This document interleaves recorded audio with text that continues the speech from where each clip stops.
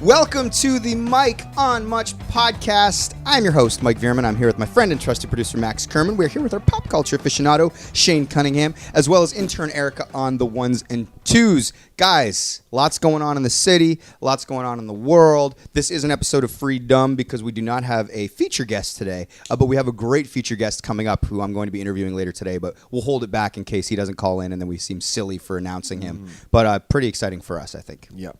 So, guys, lots going on. Like I said, I know we've been talking about the Raptors a lot on this podcast, but we might as well open with them. They lost Game 5 at home, a game that if they had won, they would have clinched the NBA Finals, and it would have been coming north of the border for the first time in NBA history.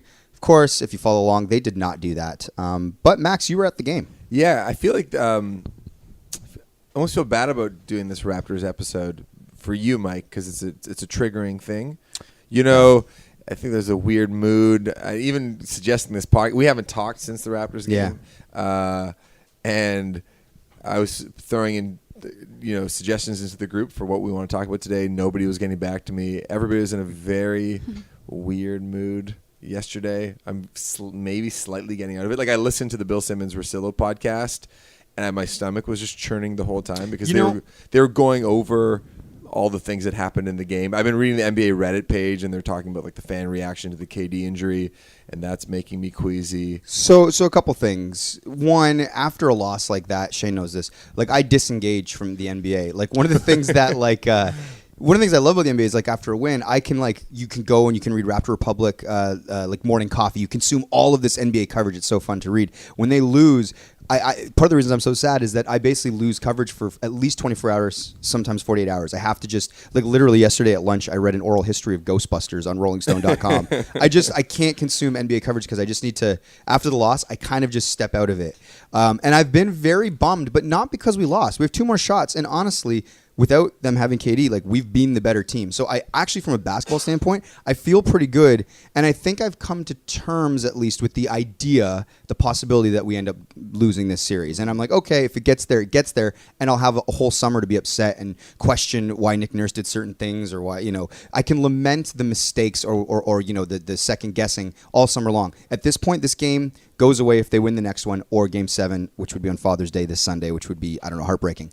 But mostly, I've found myself very bummed out, not because of the loss, but because of the fans, and because of shit that it seems is like popping up everywhere in my office. Instead of people talking about like Nick Nurse not calling the timeout calling a timeout with 3 minutes left and then not calling one in the last possession. That's the kind of shit people normally talk about the next day. The water cooler scuttlebutt. All the talk seems to have been about the way the fans handled themselves with in regard to KD's injury, and then also the way that they've treated there was a video that came out of fans saying, like, fuck you to Steph Curry's mom at the hotel. Things like this have been happening where it's kind of giving the fans like just a really bad name. And I feel like this sort of goodwill has internationally or nationally, if you will, like in the States, has sort of like it's come off. Yeah. Well, I think I was talking to Mike about this yesterday, that Toronto's overrated for being considered a nice place. Like, people have been rude. Like, no one's probably rude to you, Max. Max has the keys to the city. He has like that hot girl syndrome where it's like, everyone in the world is so kind. But people have been very, very rude to me in Toronto, and I consider it's probably the rudest city in Canada, I would think. You think so? Yeah. No, what's ruder than Toronto? Somewhere in Quebec, probably, right? Really? Yeah. I don't count them. Yeah. I wonder why they're so rude. Fuck you. You and Steph's mom can go fuck yourself. Oh, man. But I do feel like we got overhyped, so then when we do let people down with the whole, like, people being excited when KD got injured for a second, that our fall from grace is much higher. Well, there's 3 things that I was talking about going into the game that were bound to take a turn for the worse. That were, but not, or maybe just level out. I'm a real believer in the law of averages. Number 1, that Toronto are all good people, and we're always polite, and we never get arrested after big wins. That's number 1. Number 2, Nick Nurse is a coaching savant, and he hasn't made one mistake yet. And number 3, the Warriors haven't really given us like a classic Warrior-style gut punch, because they do that to every team. They've been doing that to every team in every playoff series for the last 5 years. And the Raptors, with the exception of the third quarter in Game 2, have been susceptible. Like, we have not suffered from that. We've been immune to it. Immune to it, I mean. Thank you. And those 3 things all happened last game. it's like Toronto fans started acting like idiots. Nurse made some mistakes, and the Warriors destroyed us in that final minute or 3 minutes of the game. Yeah, it's interesting because, like, I guess what happens, I kind of use this analogy to Shane. It's like when something becomes as popular, like the Raptors, they're not niche, but like I feel like our fans, our friends, we've been Raptors fans for so long, and it feels not like a cult, but like it is the other. And it's not this sort of mass thing. When a team gets to the finals and they succeed on this level and it becomes a Canada-wide thing, it becomes a party that everybody attends. And so it's like, it reminded me of in high school, it's like you'd be at this cool party, right? And there'd be like people that you want there, and then some other people like showed up, like, oh man, like some of the jocks showed up. Oh, they're kind of fun. It's like, oh, that group of girls showed up. Man, they're fun. This party's like really good. And then some of the dudes from like, there's this neighborhood in Hamilton called Purnell. They would show up, and you're like, fuck, the party got too big. Everybody heard about it, and now those guys just want to come here. Now the Purnell guys are here. They just want to like steal some booze, smash some shit, and be dicks. And it's like, fuck, like this party wasn't for them, but it got so big, you can't tell them not to join it now. And I feel like what's happening with like, there was a video brutally of some Raptors fans like hitting some Golden State, like sucker punching a Golden State fan in a Golden State jersey after the loss on Game 5. And I was just like, who are these people? Like, these aren't the Raptors fans that I've sort of come accustomed to know, but maybe I'm ignorant. I don't know. But I just feel like sometimes there's opportunists and assholes that show up and join this big sort of cultural thing because they just want to like wreak havoc. And I feel like there's some of that going on. I don't think that explains the cheering the KD injury necessarily, but more so the sort of like when you see these incidents popping up, somebody saying, telling Steph Curry's mom to F off as she's leaving the bus to the hotel. Like, who are these people? Like, what? Like, you're such an abject sort of loser, sad person that you would go to this place like a fan, and then you would like taunt the mother of an opposing player. I just don't get it. I don't get the mentality, and it's like, get the fuck off the bandwagon. Yeah. Seriously. So your theory is it's just bandwagon fans doing this. A true fan wouldn't do that. The isolated thing, like the assaulting a fan, saying fuck you to Steph's mom. Because if you watch that video too, like there are other guys you can hear briefly on the thing going, no, dude, that he ain't, like, they're basically kind of telling Steph's mom, this guy ain't us, And I just think there's some people that show up. Yeah, the guy that said the F-er and the P on whatever it was, CP24. We can't say pussy anymore? Well, I don't know. About Aisha Curry. And it was just like, it's been a bad look, but I do think that like sometimes one bad apple spoils the whole cart. And I think on a mass majority, I do think Torontonians are nice, and I do think that we're a good fan base sort of in a larger sense. Oh, I think we're nice, but yeah. I think we're no nicer than any other average city in the U.S. Right. I think we're a little nicer. I do too. Yeah, this is the conversation Shane and I had yesterday. Sure. Well, why do you think that? I don't know. There's something a little edgier or more demonstrative about a Boston fan or a New York or Philly fans, for example. Yeah. Like, I mean, an average city in the U.S. Like, I'm not saying New York or Boston. We're on par with those cities. We're just as big as Boston. Yeah, we're as big as that. Like, we're comparable to those cities. I know, but those are the known like asshole cities. Sure. I mean, the average city in not like the big city. I think we're like a very average city in the States. Yeah. Well, before we sort of get into these things, it was an interesting experience for me even watching the game because I watched it in Jurassic Park. That's right. And I mean, if they win, this would have been a more fun story. But ultimately, so Greg came over for dinner. He wanted to hang out with Winnie, my brother Greg, and Danica made she made a really nice spaghetti dinner. We were like, oh my god, like it's gonna happen. We're gonna win this championship after 20 years of rooting for this team and caring so intensely. So we had our dinner, and Greg's like, I'm gonna get us in Jurassic Park. And honestly, like, I'm so grateful because I know people wait like at 7 a.m. 2 days before to get in Jurassic Park, and because my brother works for MLSE and has a bit of juice, we literally just walked in. We went through like the media entrance, and watching Jurassic Park is actually fucking awesome. That's what he said. I saw him after the game. He said it was amazing. It was so good. Did you guys go out after the game? For one beer. I couldn't imagine going out after the game. It was the most depressing bar. Like, we just it was a bar around the corner from your house, and we were like, let's go from one. And like, it was pretty empty. Nobody was in a good mood. I was like, man, if the Raptors had won, this place would be burning to the ground. It's insane the way people act. When I left work, there was down John Street, there's ballroom lineup all the way down Richmond. Jack Astor's right beside that, line up all the way to Ballroom. Office Pub, line up all the way to Jack Astor's. Cooters, like it looked like a concert people were trying to get in. Everybody was at bars at 5:30 trying to get in to watch things. It was really electric. It was really cool. And I mean, sad they didn't pull it off because it would have been amazing. But anyway, ultimately, we go to Jurassic Park. It's actually awesome in there. If you can get all the Champagne Boys in there, we should totally watch like Game 5 or 7 in there. Oh, really? Is that good? It's so fun, man. You'd probably get mobbed in there, but it's like there should be a lot of people that would. Judging by my reaction when I went on stage at Jurassic Park, I don't think you might be all right. I mean, yeah. So, but they have like this. It's really easy to get beer. It's like reasonably priced. The screen is great. They don't slam it as much as it looks on That's TV. what he said. You could walk around There's easily. space. The bathroom situation is really well thought out. It's like being at an outdoor concert that's actually really well planned and organized. And a 'Cause I concert you hate actually want to festivals. be at. 'Cause you don't want to 100%. go to any concerts. So here's the thing. So just as we're leaving to walk to Jurassic Park, like I got this little vibe. Like I felt bad because Danica has been with the baby this whole playoff run, right? There's been 2 months of playoffs, and I literally have been going to games, or I'm like, I'm gonna go watch with the boys, the real sports, whatever. And she's been so like, yeah, absolutely go. Like this is, I can't believe they've made this far. It's so good for you. But a part of me was like, if they actually win this, I kind of want to experience the moment. Like I do want to be with my brother. There's only 2 people I want to be with: my brother and Danica. And I was just like, is there a way that I can split the difference? Because I was just really like, if they do this, I kind of want to be with her to like hug her and kiss her, and then I'll go out and meet up with you guys and go into the night or whatever. So Greg and I go, and I'm like, I think I might bail at halftime to go watch the second half with Danica. He's like, really? I'm like, yeah. I'm like, how do you feel? But he's like, no, do that. Like that makes total sense. Like she's been with the baby this whole run, and if she's got to sit there alone and watch the game at the apartment while the baby sleeps, like I really wanted to have that moment with her. So I was like, classic like Good Will Hunting. I'm like, I'm gonna go see about a girl, and so like I left.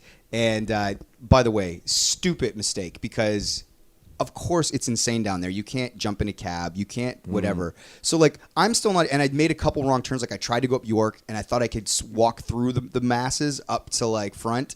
Couldn't do that. They wouldn't budge. They They're wouldn't too budge. rude. Too rude. It wasn't even that they wouldn't budge. It was dense. And the people that were then they're watching the screen because the second half had started by the time I even got to that. So then I have to bail, and I'm running, and I'm just listening to the crowd like scream. So I'm like, okay, that means that they scored. And then so finally I come around. I run down Lakeshore. I find a cab. I get in. Get into my apartment. As I'm walking down the hall, I can hear the broadcast coming out of every apartment as I walk down the hall. Cool. Walk in. Danica's like there, like in the dark, watching the game. She's like, what the hell are you doing? I'm like, I wanted to watch second half with you. If this is going to happen, I want this moment to be with you. Huge, like, it was so great. She goes, real points on that one. well, and honestly, I wanted to have that moment with her. So I was like, she's like, oh, like there's this thing that's happening. I'm like, because we started watching, and right before, like I'd say about 3 seconds before Lowry like hits a layup, I hear people erupt. She goes, yeah. She's like, Boston Pizza's showing the game, and everybody's outside, and their feed is ahead of ours. So I'm like, what? So this is a nightmare for you. You hate this more than anything. Well, because when I'm watching a basketball game, my brain is going a million miles a minute. I'm engaged on a certain level. I watch a certain way. And now there's this other element involved where now their reactions let me know whether a shot is going in or not. It was the most bizarre way to watch. So, like, either way, we still had a great time. Were you just punching yourself in the face going, why did I come home? No, listen, the fact how grateful she was and the gesture honestly was worth more. And if they won, it doesn't matter because it's like ultimately the cheering was great because then I got to try and predict if it would be a pull-up three or a drive or a dish. So in some ways, it was kind of gave me a choose your own adventure and I would predict what would happen. So it kind of you actually preferred it in the end. When they were winning. But here's what I'll tell you, is in the end there, when Clay and Steph get hot in that last 2 minutes, we lose that 7-point lead, and there's dead silence from the streets. I know, right, instinctively. And on that last Kyle Lowry shot, I knew it wasn't going down. I knew it wasn't going down when it was still in Kawhi's hands. That's how much the delay was. Because I was like, I did the quick math in my head. I'm like, they're down 1. There's like 8 seconds here. Kawhi's got the ball in his hands. And I said to Danica, I go, they're losing the game. We would have heard it already. She goes, yep. And then Kyle, the shot gets blocked, gets inside of the backboard. Wow, and then I just like sat down and anyway, it was crushing. Yeah. So like having a sad ass time machine.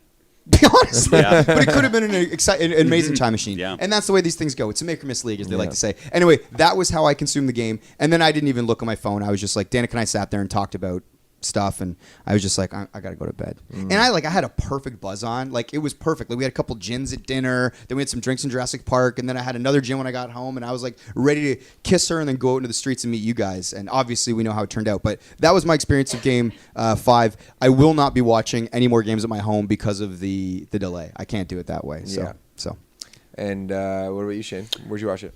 Well, as everyone knows, I've been very negative about the Raptors because I would not allow myself to believe that they were going to win. So I was like, I'm just going to watch it at home. Fuck the melee. They're going to let us down anyway. Like, it's raining out. I'm like, I don't even want to attempt to go to Jurassic Is this Park. a reverse jinx thing you're trying to do as well? by being negative? Like, because Burchell's been doing that thing lately. No, it's just the way I feel. Like every other series, and Mike knows this. Like when Mike's been very down, I was like, "Trust me, we're gonna win. We're gonna beat Philly. Here's why. We're gonna beat the Bucks. Like we're gonna come back." Yeah, we flipped kind of. Yeah. You've been very positive all the way through, and then I was very positive for the finals. Because I just can't believe. Like life will feel surreal if the Raptors win. Yeah. Like I'm in a weird scenario because when Mike started liking the Raptors is almost when I stopped being into basketball because I've been into the Raptors since 94-95 season. Like I knew every Shane player lived through the roster. Jordan stuff. Yeah. Like I missed all that. I was busy like And I was very, very obsessed. So for me, I was like, holy cool. shit, this is like this thing I thought would never happen when I was a kid is finally happening now, but I won't let myself believe it. So I'm like, I'm just going to watch it at home, kind of get into it. And then obviously I'm jumping around. I'm yelling at the TV. The whole Durant thing, I did exactly what the crowd did. I was like cheering way too long because I... Save that. I want to get into the Durant thing. Okay. And then I'm still like, okay, we have a chance. And then with 3 minutes left, obviously Kawhi hits those threes. And it's like, holy shit, we're going to win this game. We're up by 6. He was amazing in that run, too. And it just felt like everyone in the crowd knew, like, here's our Disney moment. Let's not dump the Gatorade thing over Nick Nurse's head yet, but let's get it ready. And not that they do that in basketball, but you know what I mean. And then Alex went in the other room, poured us 2 shots of tequila for us to cheers and do a shot once they win. And we had already had, like, 2 or 3 drinks. So this would be the shot that actually makes us kind of feel drunkish. And then what happened. And it was just a fucking nightmare. I've had a cloud over my head since that moment. Like all yesterday, I didn't want to talk to anybody. I just felt fucking horrible. That was the perfect shot for Lowry to hit. It would have been. I know. Like, and he was panicking at the end, like that horrible turnover where he just threw the ball away to no one. I guess he thought it was Marc Gasol, and it just went to right to the other team, and then Klay Thompson hit a 3. Like, when we were up by 6, I was like, you know what? Like, I part of me, I think we all do this. Part of me goes, I can't believe this might actually happen. And then you go, no, but nothing ever good happens to us. You kind of oscillate. You go back and forth. And when we were up by 6, I was at the game. I went with Kyle Dubas, and we were kind of like holding each other for a second, like this might actually happen. But in my mind, I'm like, you know what's probably going to happen? I'm just going to be realistic about this. Klay and Steph are going to hit a bunch of threes, and we're going to be down by 19 in 45 seconds, which is a bit of an exaggeration because there's only 2.5 minutes to go. And that's exactly what happened. And they did the thing that they hadn't done to us quite yet. But the Durant thing is so interesting. I put this in our. I thought your analysis was pretty interesting. Should I just read it directly? Sure, yeah. This is what Max wrote in our basketball group shortly after the Durant thing. He said regarding this because Max was in the building with Dubas and I was hanging with Kyle. It was awesome. Such a sweet dude. Oh, we'll get that story. Okay, so people in our basketball group started getting on the whole thing, and Max says, so this is me as Max. Do you want to read your own voice? Or should I? Okay. I had chills in the arena as the KD reaction was transpiring. It was the most human set of reactions happening in real time. 1, humans are assholes and competitive, and we're so thirsty for a win that not having to deal with KD was actually such a relief. He was lighting us up. When he went down, I didn't cheer, but I was happy. I was thinking, fuck Golden State, all in caps, and their smug know-it-all management for thinking he should come back. 2, then I felt very sad for this poor human. 3, and then everyone literally gave him a hero send-off like he had just come back from war. The KD chants were loud and from the heart, the full spectrum of human emotions in literally 10 seconds. So strange. Yeah, so I had chills. That's and I think more context is you got to remember, KD came out during warm-ups. He's wearing this like boxer style like hoodie. He's looking like a menacing guy who's going to destroy us, right? And then he starts to destroy us in the first quarter. And then he starts jawing at Fred VanVleet. Remember, do you remember that moment? Yeah. Yeah, and so he's acting kind of like a the heel. Yeah, he's acting like an asshole. So when he first went down, it was more, my mind went to a boxer getting knocked out. It wasn't like a guy suffering a really like sort of tragic, year-long injury. It was more like our guys just knocked him out. Like it had that boxing match feeling to it. And so that's why I was like, fuck you. And there was also I was thinking about fuck Golden State for thinking he should come back. He doesn't belong in the series. It was irrational thoughts, but I was so happy because it opened a door for us to win. But it's funny. It's like I know a lot of the U.S. media is killing Raptors fans for being like heartless, and all the players on the Warriors are saying just because they had us on a pedestal, though. Yeah, sure. But I do think that's that 2 or 3 seconds after it happened where it really felt like a great boxer getting knocked over, which of course it's not what it was at all. It was just a freak injury. There's not a lot of reports on the KD chant that happened afterwards. That's and the KD chant was like, I mean, they got him off the court pretty quickly, and it was loud in there. Like the Score Network has a great angle of like him walking off and people like chanting KD, and it's a nice moment. And I think humans are human, and you can't rile up 19,500 people who have been drinking since after work. It's a 9 o'clock tip off. Serge Ibaka goes the other way. You know what I mean? So one, you're cheering for the play because at first you think KD turned it over. Greg and I were in Jurassic Park for this, and when he went down, we honestly thought Serge had just picked his pocket when he tried to cross over. That's what I thought. I was like, holy shit, Serge is amazing. I couldn't believe it. I was like, Serge, nice hands. And then so he gets the lip. Then they come back and he's still on the floor and he's kind of rubbing his leg. And Greg, we didn't cheer, but we were like, looked at each other like big eyes, like, oh fuck, like he injured the calf. You just thought, oh, the calf is, and he's done for the game. I wasn't even like, I honestly just thought he's done for the game. And immediately your brain does the calculation. You go, this is good for the Raptors. Tough for KD, but if the calf wasn't ready, blah, blah. Nobody in that moment knew, oh my God, his Achilles tendon, and he's fucked guys for a go year. down all the time during the game. Like how many times is DeMarcus Cousins or Kyle Lowry on the floor? Every other play. I think to Shane's point though, there's clips of guys on the sideline like these rich fucks like waving goodbye to him as he's at this point he's limping off. Once the guy like needs help, like once they stand him up and he's with Iggy and the trainer, at that point you got to be like, oh fuck, like this guy is like this bad, Yeah.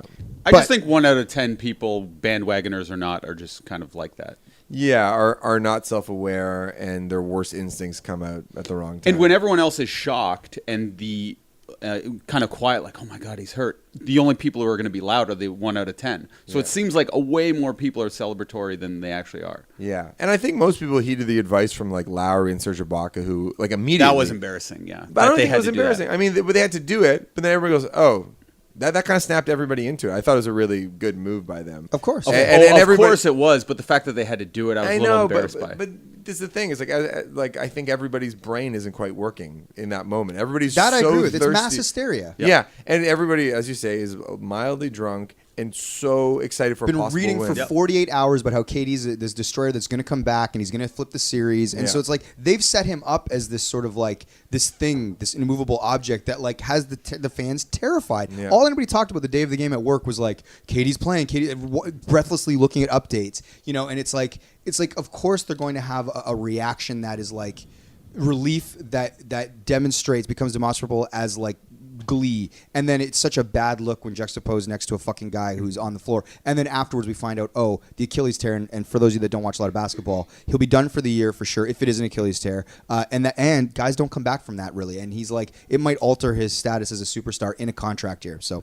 it's kind of like a brutal thing. But by the way, this is more on Golden State and KD. This is kind of their shit. This doesn't really have much to do with us. The problem is the fans got dragged into this kind of because in the media all they use is like the fans had to be calmed by the Raptors players, and it's like they use that like we're all children. Wasn't there a fake video on Barstool Sports that got circulated but that video around? circulates everywhere. Like, so there's this famous clip inside like a bar. It's like a wide shot, and there's this giant big screen TV, and at some moment of a goal, everybody in the packed bar loses their mind and they start cheering. Yeah.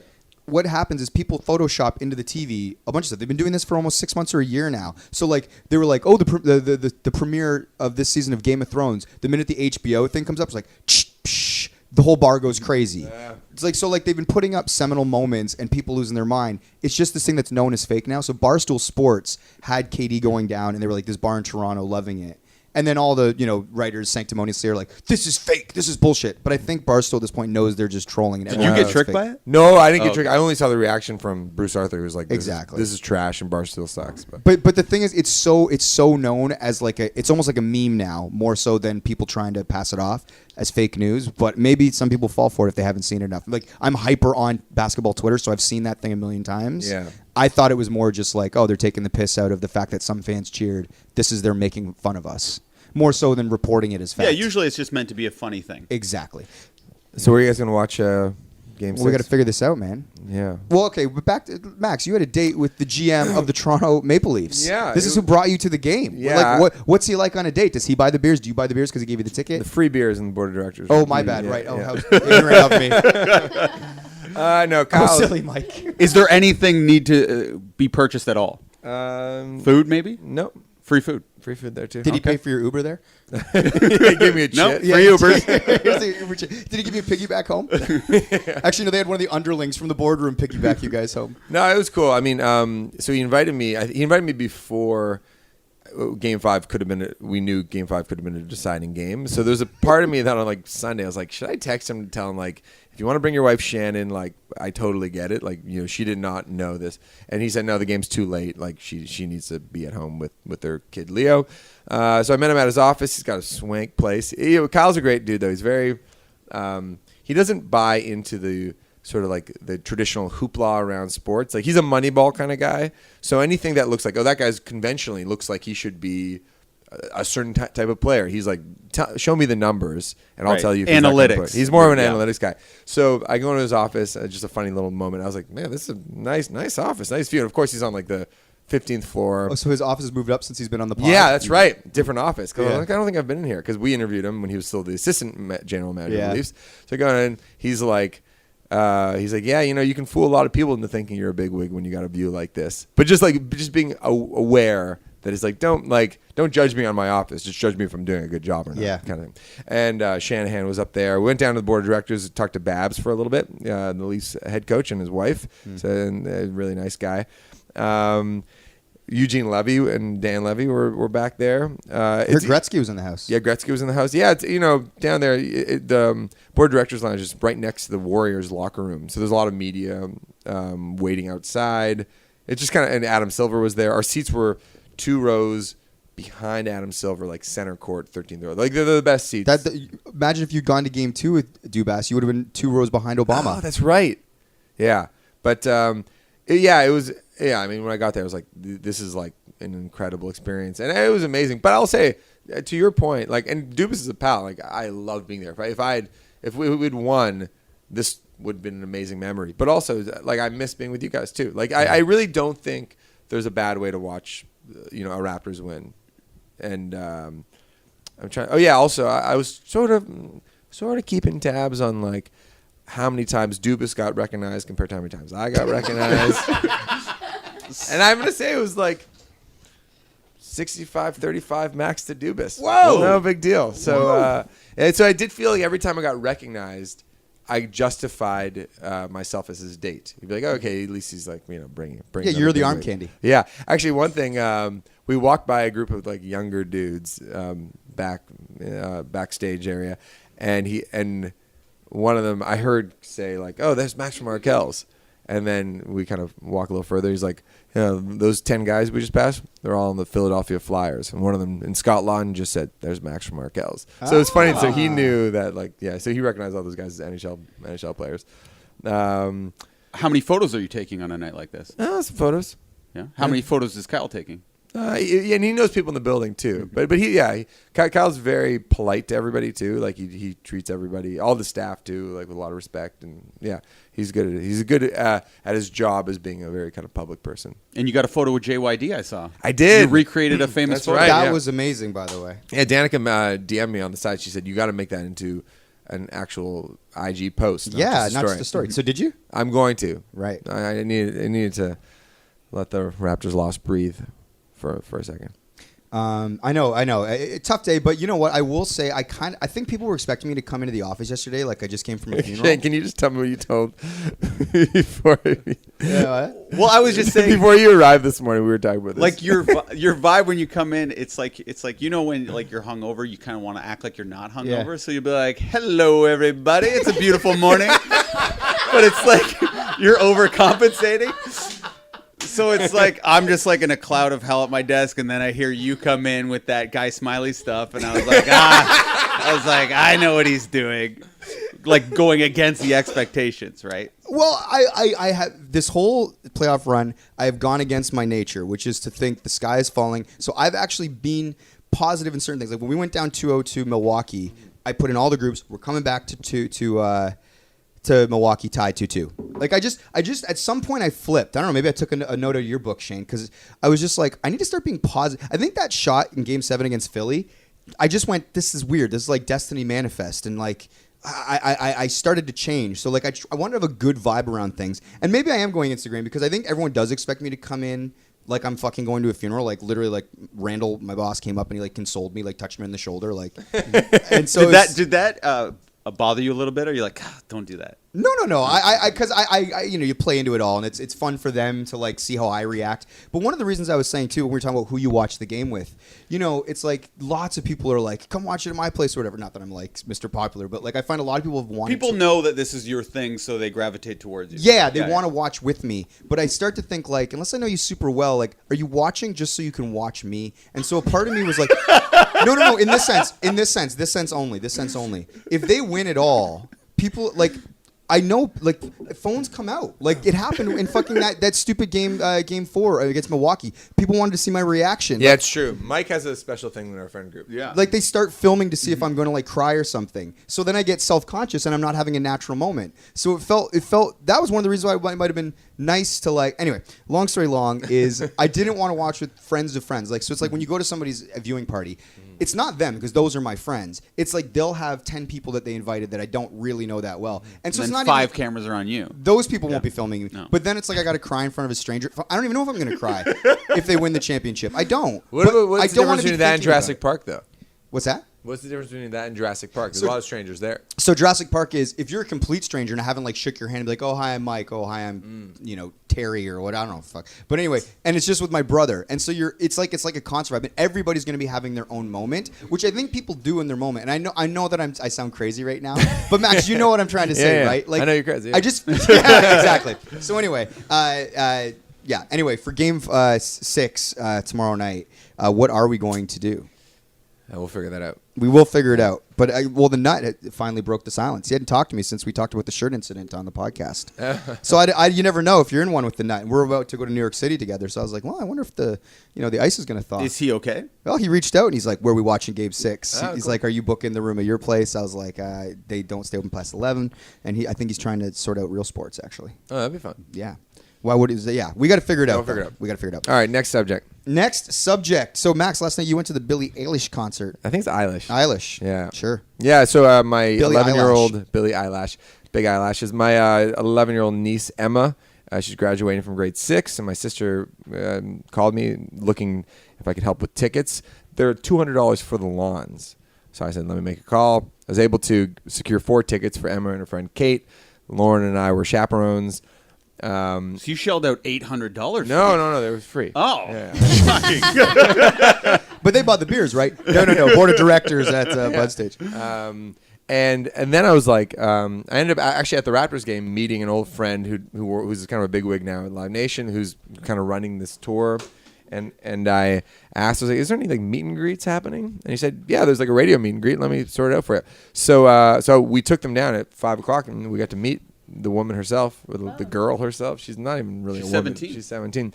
And yeah, Emma and her friend Kate were very excited. We got some pictures with her. And I was trying to think. It was funny, though, because everybody there was probably between the ages of probably like 11. Emma was probably one of the youngest there, 11 to like 16, 17 years old. And then there was like me and Lauren there, and I'm like twice her age. And we're all trying to think, like, what do we even ask for a photo? Yeah, it felt a little weird asking for someone who's... What you should have done, like, do you mind getting a photo? And then handed Billy the camera to take a photo of you and Lauren. She would have liked that. I got to say that she is a very confident young person. Like, she's very at ease with herself. She can make kind of conversation with anybody. She, like, when she hugs everybody, it's like a real, like, kind of soulful, close hug. And just very... very natural at talking to people, because sometimes there are famous musicians who can perform in front of thousands of people, but when it comes to having a one-on-one conversation, they can be kind of awkward.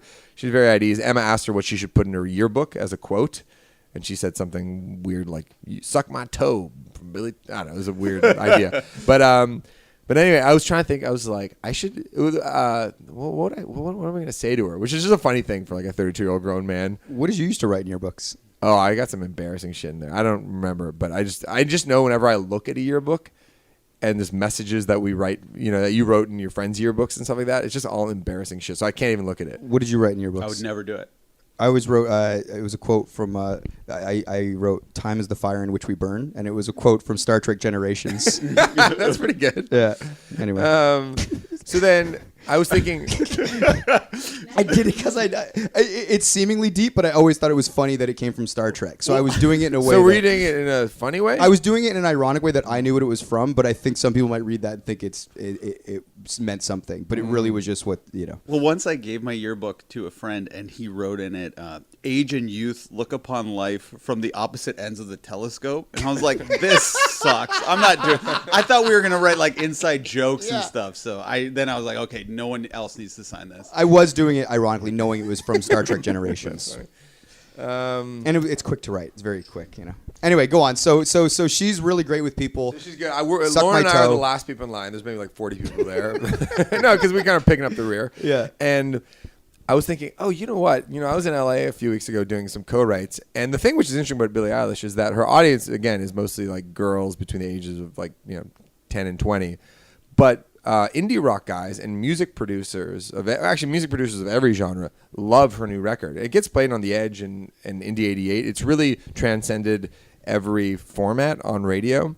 And the production is really interesting. Her brother, who plays in her band, did all the production. And I heard stories from other producers in town saying that, oh yeah, like this is a big priority for Interscope Records, which is a Universal property. And when they were working on the record, because there's so much buzz about it, they wanted to send in any help they wanted. Like, do you want Max Martin? Do you want any like the biggest heavy hitters to help with these songs? Because with these big pop projects, usually there's a lot of hands, in the pot to make sure it goes right. They told them, no, we don't want anybody. Get the fuck out of here. So the album is really just Billie and her brother. Wow. And I think that's actually what makes it sound really unique and interesting, is because if you had some quote unquote pros at the helm, they'd go, oh, you can't do that. You can't do that. But starts to sound like everything else. Yeah, but that's what makes it unique. So I was going to tell her a story about, hey, just so you know, I'm in a band, and a lot of people really respect your work down in LA. But and thankfully there wasn't really enough time to. I think when she saw me, she was like, who is this dad here? Like, who is this fucking guy? So I was just like, thanks for doing this. She's like, no problem. Like, she had probably the least amount of. I was the last in line, but probably had the least amount of interest in talking to me versus the other 39 people that were there, because I looked so out of place. But afterwards, I was like, I'm so glad I didn't say that. Try to connect with her. Because like literally. Like, she doesn't need my confirmation that like her work is respected by music industry professionals. It's like, when I thought about it, I was like, what a ludicrous thing to say. Do you think she'd be like, you think she's gonna leave? I'm really glad they like me over there. That random guy that said people respect my work. Ooh, that felt good. It's like, Shout out from stage. like, do you know like how many like famous, accomplished musicians are just dying to meet her? Yeah. You know what I mean? It's like, there's that famous moment at Coachella when she and Bieber finally meet, and in that Vanity Fair video piece, but like a year later, she's just talking about all like the famous musicians that are actually young and cool that like text her regularly. Anyway, so that was like a funny realization. But you did get a photo with her. I did, yeah. You didn't post it. I'm gonna post it. So when Lauren and I actually, I was thinking the caption should be "Mom and Dad with our daughter Billie." Oh, that's a good one. That's what I'm good for. We'll work on it after. Send it to the group. I said we'll brainstorm that. But anyway, the other thing which I thought was interesting was just the fashion at the show. So her fashion is very like 90s. And objectively kind of ugly, right? Like, it's like choke It's collar-y baggy sweaters. It's like very baggy sweaters, cargo like camo pants. It's very comfortable. I'll say They're that. very comfortable. Bucket hats. There's a lot of like neon orange shit. It's just like a Len video. If anybody remembers the New Radicals video. Yeah. But all the kids are dressing like that. She did that in my Calvin Klein ad. Have you seen it? No. I just saw it on her Instagram. She posted, but she like said this thing about how she doesn't want anyone to like know her size, like her clothing size, because it's not about that. She doesn't want people talking about her body. Yeah. So that's why she wears like the baggy clothes and stuff, because she's like, I don't want that to be like my narrative. Yeah. So Interesting. badass. Yeah, very cool. Yeah. And Are you a fan, Erica? Huge fan. Love her. yeah, amazing performer. She was really like seemed like she'd been doing it for decades up there. She was like so comfortable. Nice, and she has this floating bed stage bit where basically her and her brother do a song on the bed, and it's like this dreamy song, and that's in the middle of the set. And then she closes the set with what's the big hit? Bad Guy. Bad guy. Yeah. No, what's the other one? Anyway, she finishes the set. She's like standing on this bed that's floating on the stage. It's really, really cool. And yeah, she really delivered. But it really felt like a Beatles concert. Like it was so fucking loud. Screaming young girls. Screaming. And there's that decibel that only screaming girls get when they're singing along. It's just like because it's a little higher that you couldn't even hear her voice. Like it was really incredible experience just to be there for it. Do you think on some level that's what sports are for men? Like grown men. I know men and women enjoy sports, but when I was just trying to think of it, I was sort of comparing. We were like, oh, like all these teen girls are screaming like ridiculously for Billie Eilish, and they're so young and influenced, and they just get frenzied up for this entertainment. Here we product, are, like yelling about Kawhi, screaming at grown men that have like literally like. I don't know, man. Like, there's something interesting to me about that. But we're not saying these girls are dumb for doing No, it. I didn't say that either. But I think that there's certainly a dismissive tone to when teen pop, like when you're a Backstreet Boys fan or whatever, like we not make fun of, but I think we're somewhat dismissive of like, oh, to be young and like, just anything will get you excited. Like, yeah, it's Nick Carter. But it's like, I'm like, it's Kawhi Leonard. Yeah. I will say this is why though is sports pop music for grown people? Yeah, probably. But that's why I loved what the Raptors do on a good day to adults is they make people believe and give hope and bring like real joy and bring people together. Yes. Which is the thing that a lot of adults just don't do very often. You know what I mean? Like because you lose it in a communal way. Yeah, you lose that sense of like wonder and fascination.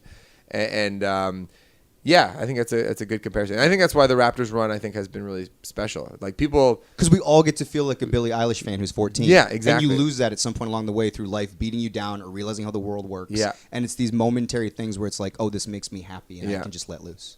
The lines from merch. I was talking to some people who work at Budsage.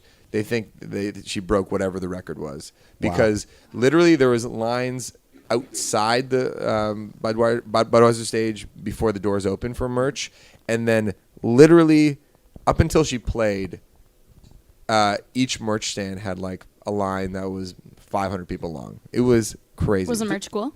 Yeah, it was cool. It was all XLs? Yeah, no, seriously. Bucket hats? Bucket hats, like orange bucket hats. Did you buy one? I'd be amazing if we came in today and you had a bucket hat. Yeah. By the way, a lot of people went to that show. My Instagram was littered with her at that show. Yeah, a lot of my friends were there too. I saw a lot of interesting. people on Okay, there. I guess a lot of people that I was surrounded with were younger, but Yeah. It was interesting. Actually, you know what? Maybe it was industry people. It was. You know what? It was people that work for like oh sure, Ticketmaster, Live Nation, stuff like that. That's what it was. yeah. But, Also, I'll say this. Nut was there. I saw. Oh, he was there. Yeah, I think he posted a video. I could be wrong, but The other funny thing that was interesting was at the meet and greet before we enter the area, the Amex Lounge where the meet and greet is. There's a production manager who's like kind of a cool-looking 30-year-old lady who says, "All right, we have some ground rules. Just want to go over it." And she's clearly done this a number of times. So she goes, it's really important for you to remember that even though think you know Billie well, and you have, because you've been watching her for a while, this is her first time meeting you. So you just got to remember that when you're talking to her, you just have to remember that she doesn't know who you are. So just keep that in mind. Also, just remember there's a lot of people here. We want to be mindful of each other's time. Also, Billie's a great hugger. She'll give you a hug, but please don't ask for any kisses or grab her chest area. was she making strong eye contact with you at that point? I'm talking about you. If there's any grown men here, maybe feel out of place. And she's like, before you meet Billie, it's really important that you breathe because sometimes, you're very excited and you forget to breathe, so make sure you breathe. Anyway, all the kids, it was actually super helpful because all the kids were like, yep, you're right. You're right. You're right. Like it was, anyway, clearly they've done a number of these and they've had many fainting instances. Yeah, she's like, and don't pull out any inappropriate parts of your body for the photos. Like clearly there's just been random weird shit that has happened to her at these meet and greets. And anyway, so you go in there and it's Billie's mom who's doing the photos. Oh wow. So basically you give her your phone, she'll video the interaction of you and Billie meeting for the first time, and then she'll swipe over to photo and take a photo with you. So her mom's like really a big part of it. What do you think she makes for that job? I think her dad's involved too. I think it's like a whole family thing. Yeah. She must know a lot about phones because sometimes my my stepmom will hand me her phone. She has like some like weird phone that I don't know how to operate. Yeah, no, I was quite impressed. Yeah. Yeah. She another thing she said, she's like, please make sure that there's enough memory on your phone. Oh, that'd Yeah. be so You can take a annoying. photo. If you're probably, like me, yeah. I can only get one photo off, so make sure that you've cleared off enough memory. Smart. Yeah, it's really and as somebody who has to take photos of somebody and at a meet and greet, and there's people because we've been in that situation before, and be like, clear your fucking phone. So anyway, it was a real pro operation. It's cool. Yeah. Let's get to the next subject. I was going to ask any concert stories from your youth that were worth telling.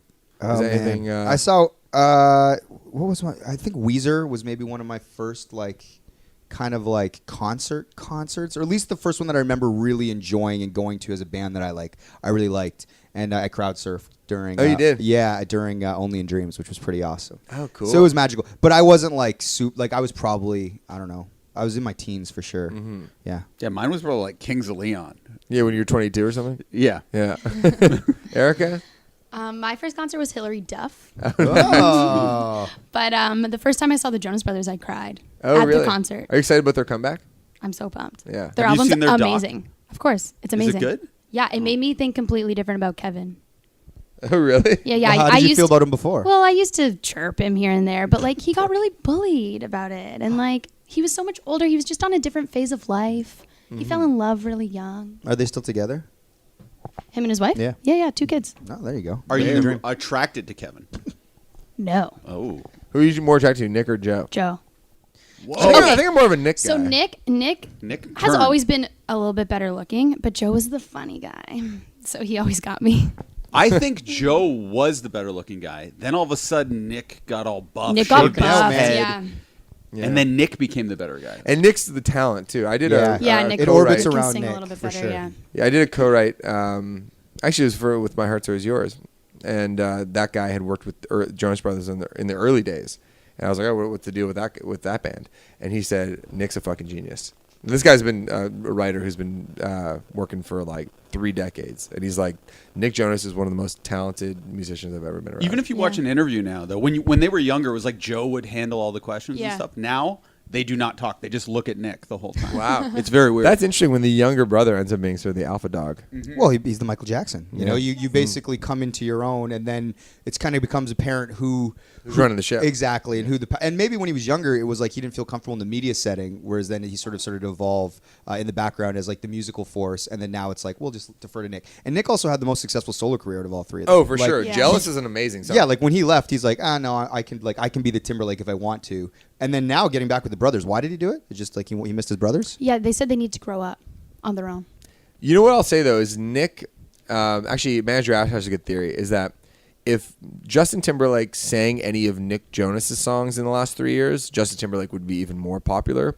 It's the quality of the material from the Nick Jonas stuff is actually really good, but he hasn't quite broken through as a solo artist in the way Timberlake has. Right. So Timberlake's never had to go back to NSYNC. Right. But I think there's an if Nick Jonas played Toronto himself, maybe he'd do Rebel. Oh, fascinating. So, thought. but now with the Jonas Brothers coming back, it's they're going to be selling out every arena probably. Scotiabank, 2 nights.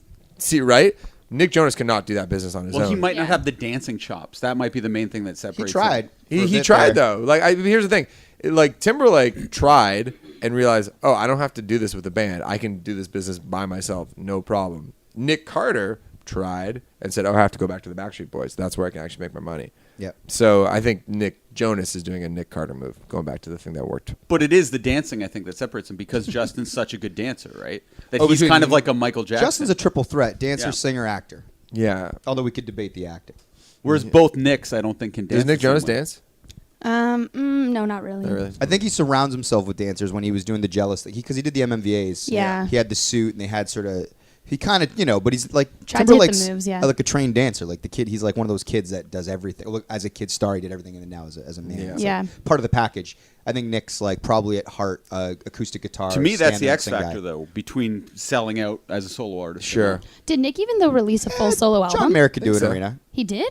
But he was always in the Right. thing. Right. Shawn Mendes doesn't dance either. Yeah, he's a guitar guy. But he never started in a band. Oh, sure. Like a pop band. Yeah, I'm just saying if you want to separate, you got to be the dancer. Uh-huh.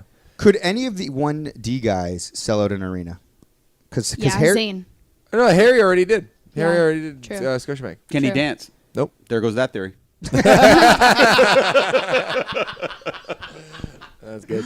Okay, let's get on to dodgeball. Okay, so I just found out about this subject as I walked in this morning. I saw Shane Bunny goes, "We're gonna do this thing on dodgeball." I'm like, "Well, as long as you set it up, I can talk about it." Well, I was just regurgitating what Max told me. And I was just putting in what Erica put in the group. So, Erica, take it away. Set it up. Yeah, I'm freaking pissed.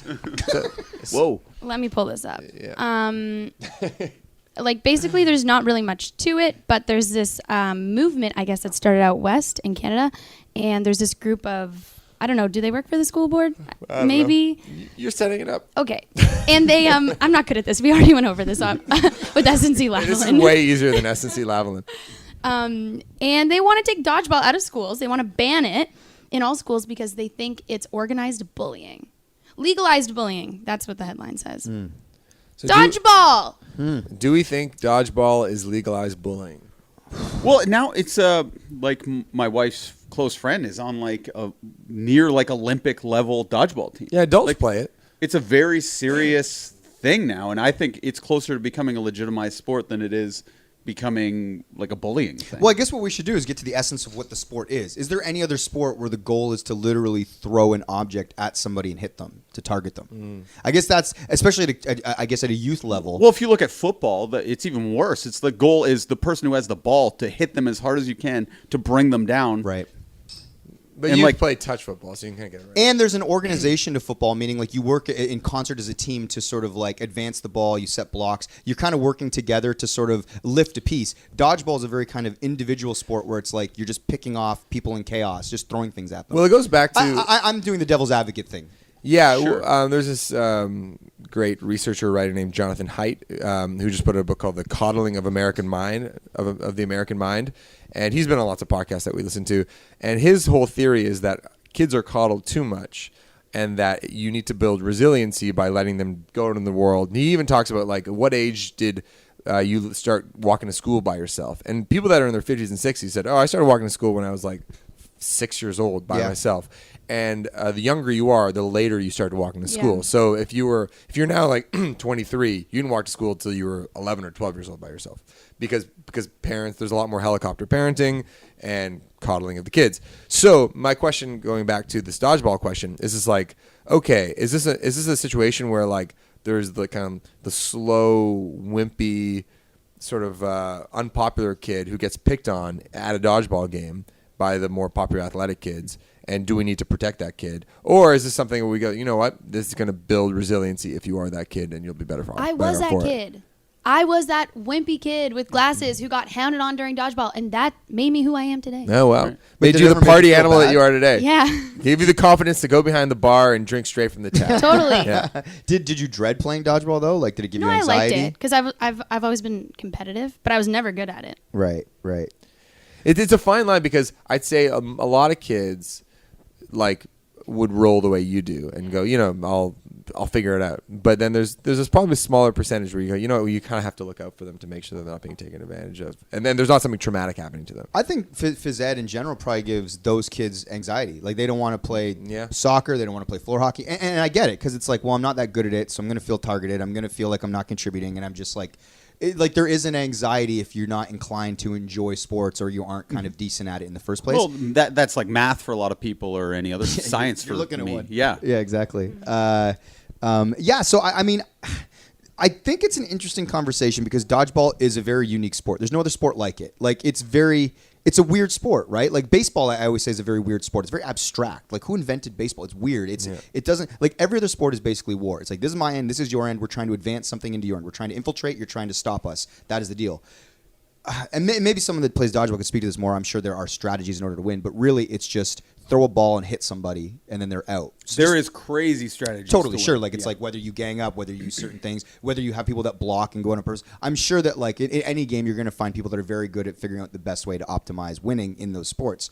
Yeah. So, I mean, I don't know. Like, I guess it gets back to a question about like, do we coddle kids too much? Do we need dodgeball, or are we fine letting them play soccer where they're not like nobody's, unless you're the goalie, nobody's and they're not trying to hit you with the ball. No other sport they're trying to hit you with the ball. Yeah. That's what I'm trying to say. It's unique in that sense. Every other sport is advancing a ball or working in concert to like, this sport is literally, I'm trying to hit you with a projectile. Yeah, but rugby, for example, is a very dangerous sport that was very popular in The high kids don't school. play rugby They're in not like throwing elementary things at school. people. Because this is like this is a grade 2 game. Okay. Oh, so and football wouldn't count either because they don't play. They wouldn't tackle. play contact. Yeah. Right. Yeah. So like yeah, it's like you're getting projectile thrown at you at like. And basically does from the ball kindergarten. hurt? Well, no, but emotionally maybe. Right. I don't know. I mean, I guess what I'm saying. Here's my thought. Obviously, I didn't know about this until I walked in today. I can see where those parents are coming from as far as this sort of like movement of like let's try to ascend and make life just a little bit easier for everybody. But I also, when I was a kid, enjoyed dodgeball, and I think that like it's not that heavy when you think about it. I think kids do rambunctious things, and it gets energy out, and it's not. I don't think it's nothing personal. And Were you top of the class in your gym class? I'm pretty good at like every sport. Like so, I didn't have anxiety about sports because I could hang. I was never the best player in most of my classes. Were you but more in the middle or upper middle? Probably upper middle. Like I'd probably get picked like in the first few picks. I've never really been picked last. That being said, I've also played.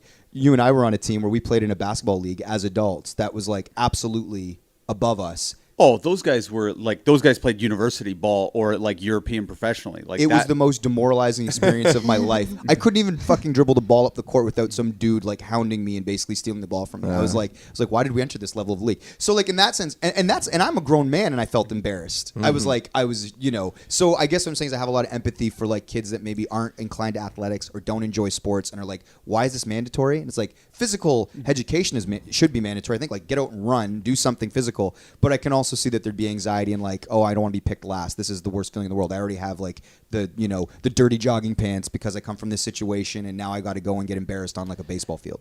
Okay, last question. Yeah. What age, assuming you guys live in the same place you live now, what age are you going to let Winnie and Lou walk to school by herself? Okay, well, here's the thing with that. I'm just looking for a number. Well, I'm just kidding. Go ahead. well, no, that's fair. But everything these days is regret management. So it's like, do I think if I let Win walk to school at age 7, it's fine? If the school's close enough, sure. But in that 1 in a million shot where she gets taken or something, you'll always regret it. So basically, all parenting decisions, this is my theory, are basically a form of regret management. Meaning, like, if the worst possible outcome happens, will I regret this? Yeah. And then you have to measure that against And that's reason. where the helicopter thing happens. But that's the thing. So but you can't live in fear all the time. You have to go like, is it better for me if I walk her to school until she's 13 or something, in case the crazy thing happens, or it will be more healthy for her to have some autonomy and feel independent walking to school at 8 with a higher risk. or whatever. But if there any risk, Yeah. exactly. Yeah. So anyway, I do think it's risk management, and you'd have to ask me at the time, and my wife obviously has a major say, but I don't know. Do you have a number off the top of your head? That was a really long answer for me. 5 with whistle.